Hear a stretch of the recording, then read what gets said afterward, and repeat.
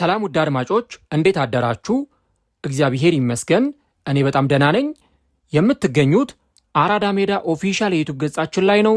ለቻናሉ አዲስ ከሆናችሁ የዩቲዩብ ገጹን ሰብስክራይብ በማድረግና የደወል ምልክቷን በመጫን የቻናላችን ቤተሰቦች እንድትሆኑ የአክብሮት ግብዣችን ነው። እንዲሁም ደግሞ ዩቲዩብ ፕሮግራሙን ለበርካታ ተመልካቾች እንዲያደርሰው የእናንተ በብዛት ላይክ ማድረግ እጅግ በጣም ይጠቅመናል። ስለዚህ ሁላችሁም ይህንን ቪዲዮ ስትጀምሩ ላይክ በማድረግ እንድትጀምሩ በአክብሮት ጠይቃለሁ።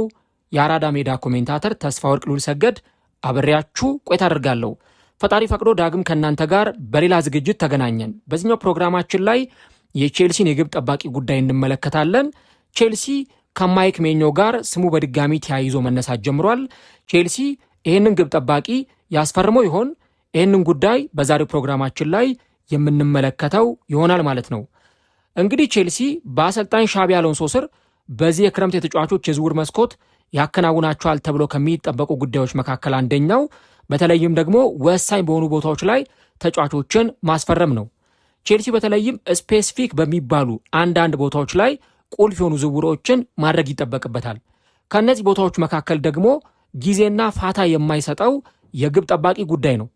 ቼልሲ እንግዲህ በዚህ ዓመት ብቻ አይደለም የባለፉትንም ጥቂት ዓመታት ሁነኛ ግብ ጠባቂ በማጣት እጅግ በጣም የተቸገረ ክለብ መሆኑን እየተመለከት እንገኛለን። እንግዲህ ከ2020 በኋላ ባሉት ዓመታት ብንመለከት በተለይ ደግሞ ሜንዲ ከቼልሲ ጋር ከተለያየ በኋላ የተለያዩ ግብ ጠባቂዎች በቼልሲ ቤት ስንመለከት ቆይተናል። ለምሳሌ ፔትሮቪችን አይተናል፣ ራሱ ሮበርት ሳንቼዝ፣ ጆርገንሰን የተለያዩ ግብ ጠባቂዎችን በዚህ ክለብ ውስጥ ስንመለከት ነበር። ቼልሲ ግን ለትልልቅ ዋንጫዎች ተፎካካሪ የሚያደርገው ቼልሲን ቼልሲ የሚያሰኘው ሁነኛ ግብ ጠባቂ እስካሁን ድረስ ማግኘት አልቻለም። እንግዲህ ተመልከቱ፣ ቼልሲ በፕሪሚየር ሊግ ላይ ተፎካካሪ መሆን ይፈልጋል።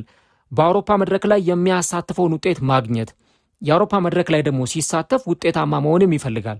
ግን ደግሞ የግብ ጠባቂ ጉዳይ ቼልሲ እስካሁን ድረስ ራስ ምታት የሆነበት ነገር ነው እና አሰልጣኝ ሻቢ አሎንሶ በተለይም ደግሞ ወደ ቼልሲ ከመጣ በኋላ በዋነኝነት ሁነኛ የሚባል ግብ ጠባቂ ማስፈረም ይፈልጋል። ለዚህ ደግሞ ተመራጩ የኤሲ ሚላኑ ግብ ጠባቂ ማይክ ሜኞ ነው። እንግዲህ ባለፈውም የክረምት የተጫዋቾች የዝውውር መስኮት ከአንድ ዓመት በፊት ይህ ግብ ጠባቂ በተለይም ደግሞ ከቼልሲ ጋር ስሙ ተያይዞ ሲነሳ ቆይቷል። ቼልሲ ተጫዋቹን ለማስፈረም ይፈልጋል። ቼልሲ ተጫዋቹን ለማስፈረም እየተንቀሳቀሰ ነው። ቼልሲ ግብ ጠባቂውን ለማስፈረም የበለጠ ፑሽ እያደረገ ነው የሚሉ መረጃዎች ሲወጡ ነበር። ነገር ግን ደግሞ ቼልሲ ይሄንን የኤሲ ሚላኑን ግብ ጠባቂ ማስፈረም ሳይችል ቀርቷል። አሁንም ታዲያ እንደሚወጡ ሪፖርቶችና መረጃዎች ከሆነ አሁንም በድጋሚ ቼልሲ ይሄንን ግብ ጠባቂ ለማስፈረም ፍላጎት ማሳየቱ ነው እየተዘገበ የሚገኘው።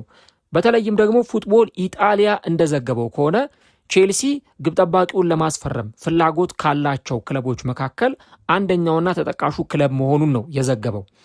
እንግዲህ ተጫዋቹ በኤሲ ሚላን ያለፉትን ዓመታት ሲጫወት ተመልክተነዋል። በጣም ጥሩ የሚባል ብቃቱን ነው እንግዲህ ለኤሲ ሚላን ሲያስመለክት የነበረው። በተለይም ደግሞ በዛ ክለብ ውስጥ ዱናሮማ ክለቡን ለቆ ከወጣ በኋላ ትክክለኛ የዱናሮማ ተተኪ መሆኑን ስንመለከት ቆይተናል። ከዚህም በተጨማሪ ደግሞ ሀገሩንም በመወከል ከዚህ በኋላ በሚመጡት ጊዜያት በቋሚነት የብሔራዊ ቡድኑ ቋሚ ግብ ጠባቂ እንደሚሆን መናገር ይቻላል። በተለይ ደግሞ ከሁጎ ሎሪስ በኋላ ፈረንሳይ ያገኘችው በጣም ምርጥ የሚባል ግብ ጠባቂ ነው ብለን መናገር እንችላለን። እንግዲህ የተጫዋች እንደ ፉትቦል ኢጣሊያ ዘገባ ከሆነ በዚህ የክረምት የተጫዋቾች የዝውውር መስኮት ከኤሲ ሚላን ጋር ይለያያል ተብሎ ይጠበቃል። ኤሲ ሚላን እንግዲህ በአውሮፓ ቻምፒየንስ ሊግ ላይ የሚያሳትፈውን ውጤት ማግኘት አልቻለም። በዚህ ምክንያት ምናልባትም ደግሞ ተጫዋቹ ከዚህ ክለብ ጋር እንደሚለያይ ነው እየተገለጸ የሚገኘው። ነገር ግን ደግሞ ተጫዋቹን ለማስፈረም ቼልሲ ብቻ አይደለም ፍላጎት ያለው፣ ዩቬንቱስም ግብ ጠባቂ ለማስፈረም እጅግ በጣም ከፍተኛ ፍላጎት አለው። እንደውም ከሰሞኑ በተለይም ከሌሎች ግብ ጠባቂዎች ጋር እንደና አሊሰን ቤከር ካሉ ግብ ጠባቂዎች ጋር ስማቸው ተያይዞ ሲነሳ ቆይቷልና አሁንም ደግሞ ይህንን ግብ ጠባቂ ከዛው ከጣሊያኑ ክለብ ከኤሲ ሚላን ለማስፈረም እጅግ በጣም ከፍተኛ ፍላጎት አላቸው። ቅድም እንዳልኩት ግብ ጠባቂው ከሳንሴሮ የሚለቅበት እድል እጅግ በጣም ሰፊ ነው ብለን መናገር እንችላለን። ሌሎች ፈላጊ ክለቦች ደግሞ ግብ ጠባቂውን ለማስፈረም እንቅስቃሴዎችን እያደረጉ ይገኛሉ። ነገር ግን አሁን ባለው ሁኔታ ደግሞ ግብ ጠባቂው በተለይም ደግሞ ቀጣይ ሁኔታውን ለመወሰን ወይም ደግሞ ቀጣይ ቆይታውን ለመወሰን እስካሁን ድረስ ውሳኔ ላይ አልደረሰም ወይም ደግሞ ውሳኔ ለመስጠት የሚያስቸኩለው ነገር የለም የሚሉ ዘገባዎች ናቸው እየወጡ የሚገኙት። ተጫዋቹ ቀጣይ ቆይታው አልተረጋገጠም። በሳንሴሮ በኤሲ ሚላን ይቆያል ወይስ ደግሞ ከክለቡ ጋር ይለያያል የሚሉት ጉዳዮች እስካሁን ድረስ ጥርጣሬን የፈጠሩ ጉዳዮች መሆናቸውን እንመለከታለን። ነገር ግን ደግሞ ይህ ግብ ጠባቂ በተለይም ደግሞ በዋነኝነት በዚህኛው የውድድር ዓመት ከኤሲ ሚላን ጋር ያደረገው ቆይታ የመጨረሻው ሊሆን እንደሚችል ነው በተለይም አንዳንዶች የተናገሩ የሚገኙት። ሚላን በተለይም ደግሞ በዚህ ዓመት ሲዝኑ ላይ በጣም ጥሩ ጊዜያትን ያሳለፈባቸውን ወቅቶች ተመልክተናል። በኋላ ግን የአቋም መዋዠቃቸው የአቋም መውረዳቸው ክለቡን በሚፈለግበት ሁኔታ ውጤቱን ይዞ እንዳይቀጥል ያደረገውና ከአውሮፓ መድረክ ውጪ እንዲሆንም ያደረገው ጉዳይ መሆኑንም ጭምር ተመልክተናል። ዞሮ ዞሮ ግን ተጫዋቹ ውሳኔ ለመወሰን የሚያስቸኩለው አይነት ነገር የለም። ነገር ግን ደግሞ ከሮሰነሪዎች ጋር የሚለያይበት እድል እጅግ በጣም ሰፊ እንደሆነ በርካቶች እየተናገሩ ይገኛሉ። ከዚህ በተጨማሪ በተለይም ደግሞ በኤሲ ሚላን በኩል ተጫዋቹን የማቆየት ከፍተኛ ፍላጎት እንዳላቸው በርካቶች የተናገሩ ይገኛሉ። የሚገርመው ከኤሲ ሚላን ጋር ይለያያሉ ተብለው አንዳንድ ተጫዋቾች ስማቸው እየተነሳ ይገኛል። ለምሳሌ ራፋኤል ሊያዮ ከዚህ ክለብ ለቆ መውጣት ይፈልጋል የሚሉ ዘገባዎችን እየሰማን እንገኛለን። ሉካ ሞድሪችስ እንዴት ነው በዚህ ክለብ ውስጥ ይቆያል ወይስ አይቆይም የሚለው ነገር ራሱን የቻለ አጠያቂ ጉዳይ ነው። እንደዚሁ ደግሞ ይህ ግብ ጠባቂም ከዚህ ክለብ ለቆ ይወጣሉ ተብሎ ከሚጠበቁ ሰዎች መካከል አንዱ ነው እና ላጋዜታ ዴሎ ስፖርት በተለይም ደግሞ ተነባቢው ጋዜጣ እንደዘገበው ከሆነ ግብ ጠባቂው በጣም ረጋ ብሎ በተረጋጋ ሁኔታ ውሳኔውን ያስተላልፋል የሚሉ መረጃዎችን ነው ይዞ እየወጣ የሚገኘው። ተጫዋቹ አሁን በዓለም ዋንጫ ላይ ይሳተፋል። ስለዚህ ሙሉ ትኩረቱን የሚያደርገው በዓለም ዋንጫ ውድድር ላይ ነው። የዓለም ዋንጫ ግን ካበቃ በኋላ በትክክል ውሳኔውን ያሳውቃል ተብሎ ይጠበቃል። ለቼልሲ ግን ግብ ጠባቂ እጅግ በጣም ወሳኝ የሚባል ነገር ነው። ከዚህ ቀደምም በነበረኝ አንዳንድ ፕሮግራሞችም ላይ ተናግሬው አውቃለሁ። ቼልሲ ምናልባትም ደግሞ በውሰቱል ስትራስቡርግ የተጫወተ የሚገኘውን ማይክ ፔንደርስን ወደ ቡድኑ ሊያመጡ የሚችሉበት እድል አለ። ምናልባት አሰልጣኙ ሻቢ አሎንሶ ለዚህ ግብ ጠባቂ እድል ሊሰጠው ይችላል።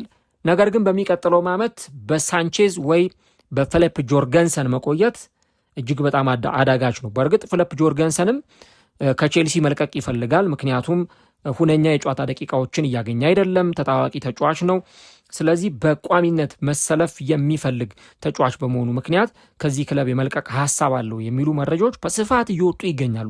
ስለዚህ ምናልባትም ደግሞ ይህ ተጫዋች ከቼልሲ ጋር ይለያያል ተብሎ ይጠበቃል። ቼልሲ በሚቀጥለው ዓመት በሳንቼዝ በቋሚነት ይጀምራል ተብሎ አይጠበቅም። ምናልባት ደግሞ አዲስ ግብ ጠባቂ ይዞ የሚቀጥለውን ዓመት ሲዝን መጀመር ይፈልጋል እና ቼልሲ አሁንም ሁነኛ የሆኑ ቦታዎች ላይ ስራዎችን እየሰራ ነው የሚገኘው። ለምሳሌ ማርኮ ኩሬያ ክለቡን ለቆ የሚወጣ ከሆነ በሱ ቦታ ምትክ ለማስፈረም፣ ኤንዞ ፈርናንዴዝም ክለቡን ከለቀቀ በሱ ቦታ ምትክ ማስፈረም፣ እንዲሁ ደግሞ ክለቡን ለቀው የሚወጡ ተጫዋቾች ይኖራሉ ተብሎ ይጠበቃል። እነ አሊያንድሮ ጋርናቾ፣ እነ ሊያም ዴላፕ የእነዚህንም ተጫዋቾች ጉዳይ መስመር ማስያዝ ይፈልጋሉ።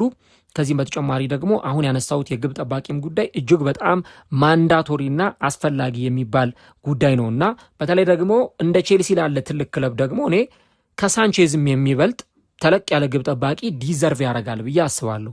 ልክ በታሪክ እንደተመለከተ ነው እንደ ፒተር ቼክ አይነት በጣም ትልቅ የሆነ ግብ ጠባቂ ያስፈልጋቸዋል ብዬ አስባለሁ እና ያለፉትን ዓመታት የቼልሲን ውድቀት ስንመለከት አንደኛው የውድቀታቸው ምክንያት ተደርጎ የሚጠቀሰው ሁነኛ ግብ ጠባቂ በቡድናቸው ውስጥ አለመያዛቸው ጭምር ነው እና የአንድ ትልቅ ምክንያት ተደርጎ የሚጠቀስ ጉዳይ መሆኑን እናነሳለን። ከዚህ በተጨማሪ ግን በተለይ ደግሞ እንደ አንድ ትልቅ ቡድን ለምሳሌ አርሰናልን ብንመለከት ዳቪድ ራያን የመሰለ በጣም ትልቅ ግብ ጠባቂ አላቸው። ወደ ሊቨርፑል ብንሄድ አሊሰን ቤከር በጣም ቢግ ፊገር ነው፣ በጣም ትልቅ ግብ ጠባቂ ነው። ማንቸስተር ሲቲ ዱናሩማን የመሰለ ምርጥ ግብ ጠባቂ አለው። ቼልሲስ ብለን ስንል በጣም ከፍተኛ ጥያቄዎችን ልናነሳ እንገደዳለን። ስለዚህ አሁን ባለው ሁኔታ ቼልሲ ሁነኛ ግብ ጠባቂ ማግኘት በጣም አስተማማኝ የሚባል ግብ ጠባቂ ምናልባት ለቀጣዮቹ 4-5 ዓመታት በክለብ ውስጥ የሚቆይላቸው ምርጥ ግብ ጠባቂ ማግኘት ይፈልጋሉና ይሄ እንግዲህ ምናልባትም በዚህ የውድድር ዓመት የክረምቱ የተጫዋቾች የዝውውር መስኮት የቼልሲ ትልቁ ግብና ዓላማ ግብ ጠባቂ ማስፈረም ነው ተብሎ እንዲነሳ ያስገደደው ጉዳይ ነው። ማይክ ሜኞ ይመጣሉ ወይ? ገፍተው ከሄዱ ፍላጎት አሳይተዋል። ተጫዋቹም ሊለቅ ይችላል። ገፍተው ከሄዱ ግብ ጠባቂውን ሊያገኙት ይችላሉ። ግብ ጠባቂው በተለይ በጣም ጥሩ ሹት ስቶፐር በቃ ጥሩ ኳሶችን ማዳን የሚችል ምርጥ ግብ ጠባቂ ነው። ስለዚህ ይህንን ተጫዋች የሚያገኙበት እድል ይኖራል፣ ይህንን ግብ ጠባቂ። ነገር ግን ይህን ግብ ጠባቂ ካላገኙ ደግሞ እንዲያው ግብ ጠባቂ ማይክ ሜኞን ስላላገኘም ብለው እጃቸውን አጣጥፎ ይቀመጣሉ ብዬ አላስብም። ሌሎች ግብ ጠባቂዎችን ለማምጣት ይሰራሉ ተብሎ ይጠበቃል። እስቲ እናንተስ በዚህ ጉዳይ ላይ ምን ሀሳብ አላችሁ? ቼልሲ ማይክ ሜኞን ያስፈርማል ወይስ ደግሞ የትኛውን ግብ ጠባቂ ቢያመጣ ትመርጣላችሁ? ኮሜንት ላይ ሀሳቦቻችሁን አስቀምጡልን። እግዚአብሔር ቢፈቅድ ዛሬ እንግዲህ ምሽት ላይ በዝውውር ጉዳዮች በቀጥታ ስርጭት ከእናንተ ጋር እንገናኛለን እንደተለመደው። ስለዚህ ቀጠሯችሁን ከኛ ጋር አድርጉ። ቻናሉን ሰብስክራይብ፣ ቪዲዮን ላይክ በማድረግ በኋላ ላይ ደግሞ ፈጣሪ ቢፈቅድ እንገናኛለን በሌሎች የዝውውር ጉዳዮች። እስከዛው መልካም ጊዜ፣ መልካም ቆይታ፣ መልካም ውሎ ይሆንላችሁ።